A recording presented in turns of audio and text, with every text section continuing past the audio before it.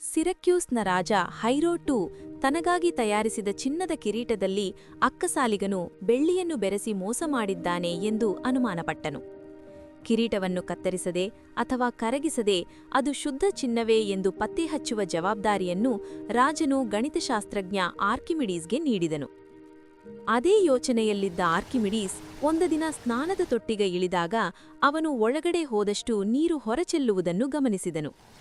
ವಸ್ತುವಿನ ಗಾತ್ರಕ್ಕೆ ಅನುಗುಣವಾಗಿ ನೀರು ಸ್ಥಳಾಂತರಗೊಳ್ಳುತ್ತದೆ ಎಂಬ ವಿಷಯ ಅರಿವಾಗಿ ತಕ್ಷಣ ಸಂಭ್ರಮದಿಂದ ಯುರೇಕಾ ಯುರೇಕಾ ಅಂದರೆ ನಾನು ಕಂಡುಹಿಡಿದೆ ಎಂದು ಕೂಗುತ್ತಾ ಬೆತ್ತಲೆಯಾಗಿಯೇ ಬೀದಿಯಲ್ಲಿ ಓಡಿದನು.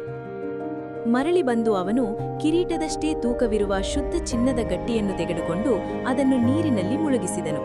ಆಗ ಕಿರೀಟವು ಚಿನ್ನದ ಗಟ್ಟಿಗಿಂತ ಹೆಚ್ಚು ನೀರನ್ನು ಹೊರಹಾಕಿತು.